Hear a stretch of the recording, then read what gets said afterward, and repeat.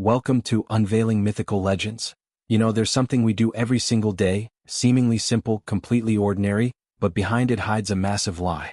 This lie has fooled humanity for thousands of years, and even today the vast majority of people have no idea. Can you guess what I'm talking about? Before we dive in, don't forget to subscribe, like, and share so you won't miss any updates.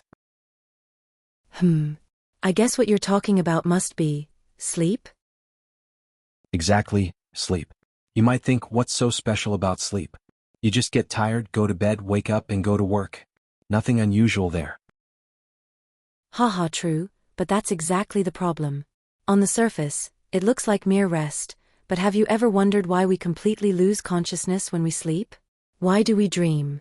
And even stranger, why do some people sleepwalk, talk in their sleep, or do things they would never do while awake? Right, and even more unsettling is that after decades of research, scientists still can't fully explain why we have to sleep. Have you ever thought about that? Humans can go days without food or water, but if we skip sleep for just a few days, our bodies start to fail. Exactly. There's a record of an American high school student who stayed awake for 11 consecutive days. He started hallucinating, couldn't tell reality from dreams, and his consciousness nearly collapsed. What does this tell us? That sleep isn't optional, it's essential for survival. So here's the question. If sleep is just for rest, why is our brain more active while we're asleep? That's right, you heard correctly. Research shows that certain areas of the brain are actually more active during sleep than when we're awake. This leads to a more terrifying possibility. Sleep isn't for rest at all, but for some purpose we don't yet understand. Seriously? Then what is this purpose? Traditional science says sleep helps consolidate memory, remove metabolic waste from the brain, and repair body tissues. Sounds reasonable, right? But then why do these processes have to happen while we're unconscious?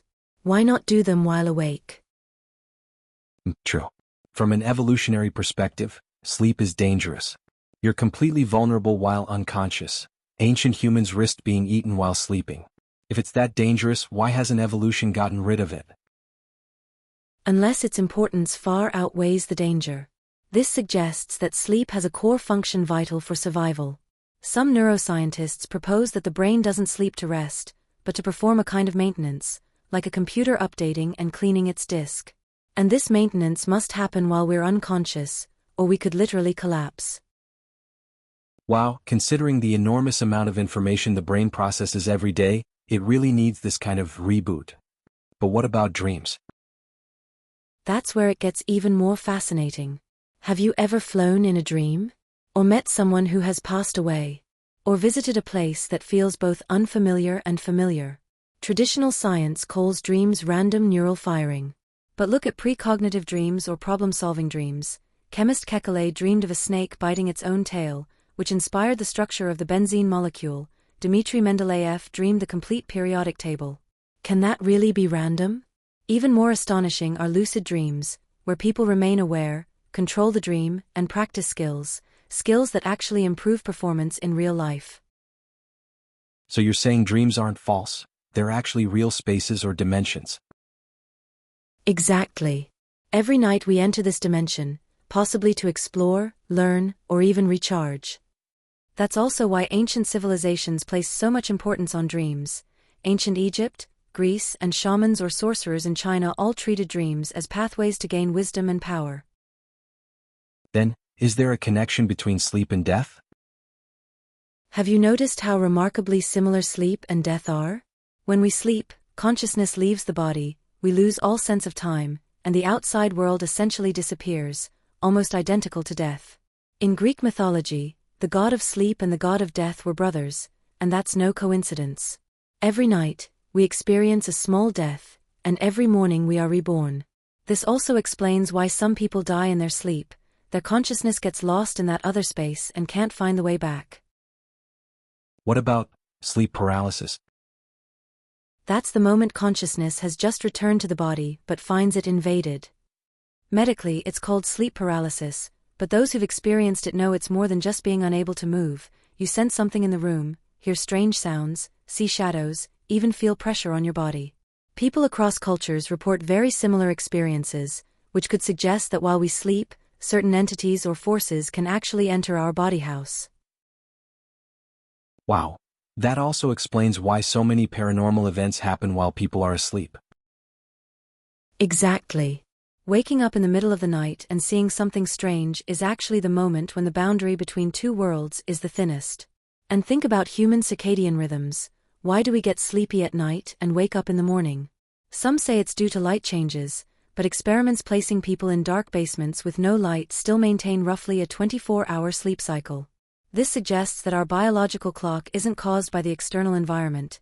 It's written in our genes, as if someone programmed a system that forces us to go offline at a specific time and enter that other space. Wait, are you saying that being awake during the day is actually sleep, and our nightly sleep is when we're truly awake? That's the even crazier idea. We think we live in the material world, but maybe we actually live in another space. Each day we connect to the material world to perform tasks, like playing a game. You control the character, but you're not the character itself, you're temporarily using it. When you're tired, you exit the game and return to your real home. Maybe sleep is exactly that, returning home temporarily. It could explain why people who experience near-death situations say, "I felt like I was home," they weren't dead, they just returned, and sleep is the temporary return. Oh my, so the reality we experience during the day might actually be a dream, and dreams might be the real reality?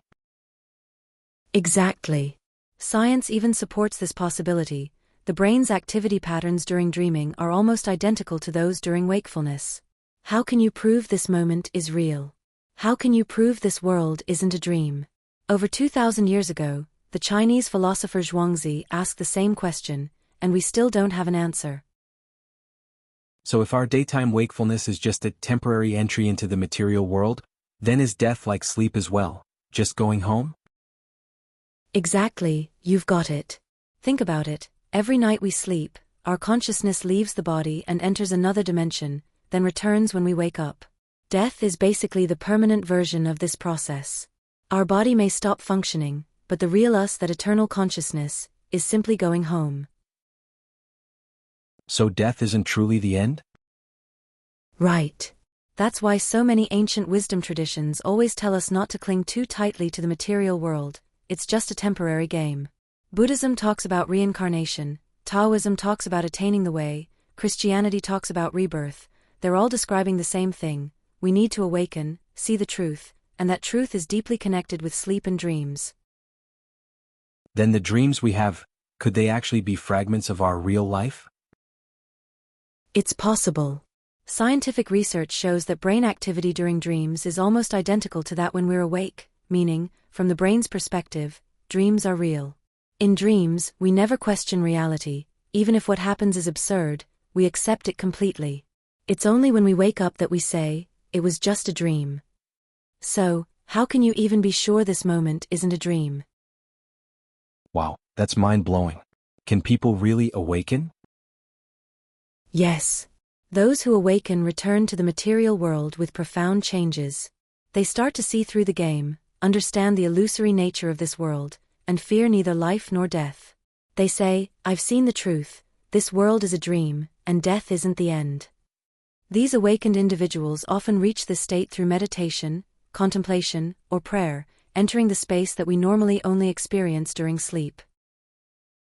So sleep isn't just a physiological need, it's training, a practice for going home? Exactly. Every time you sleep, you can treat it as a rehearsal, gradually familiarize yourself with that space, remember your dreams, and even stay conscious while dreaming.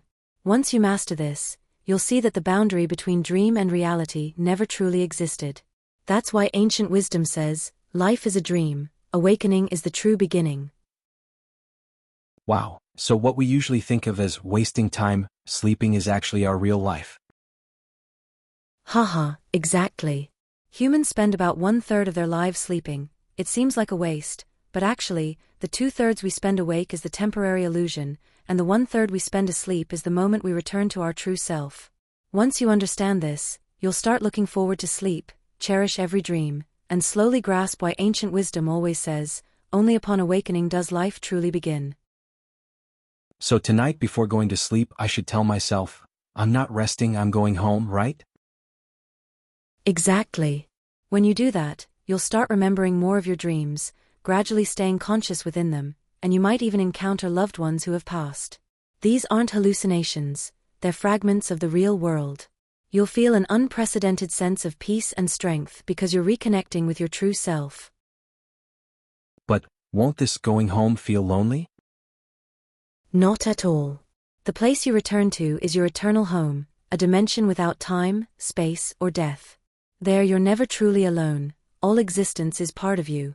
Our everyday fears, pains, and worries are just temporary illusions of the material world. Wow, that's incredible. But if we visit this real place every night, why do we forget everything in the morning? Because we haven't fully awakened yet. It's like a dream, you may forget the details upon waking, but the experience is real. As your awareness grows, you'll gradually remember your dreams, and even stay lucid within them, taking control of your consciousness. So lucid dreaming is actually part of the process of awakening? Exactly. Lucid dreams let us practice controlling consciousness and understanding the boundary between dreams and reality. This was the core of ancient spiritual practice, learning to go home while awake, and mastering the self while dreaming. Once you fully master this skill, you'll see through the illusions of the material world, understand the truth of life, and no longer fear death. So sleep, dreams, and death are really just different facets of the same thing? Right. Sleep is a brief return home, dreams are fragments of the real world, death is the permanent return, and lucid dreams and awakening are how we gradually understand the truth in this game. That's why ancient wisdom always tells us, don't cling to the material world, it's just a dream, and our true home lies within the space of sleep and consciousness. So sleep isn't wasted time, it's the key moment for exploring the self and returning to reality. Exactly. Tonight, when you lie down and close your eyes, try to maintain this awareness. Tell yourself, I'm not resting, I'm going home. Gradually, you'll start remembering more dreams, even staying lucid within them, and you'll see that the boundary between dream and reality never truly existed. Sleep isn't rest, it's the key to awakening. From tonight on, I'm going to view sleep and dreams from this perspective. That's right. Friends, if you also find this topic fascinating and want to rethink your daily sleep and dreams, don't forget to like, subscribe, and share with your friends. Next time, we'll explore even more mysterious stories. See you then.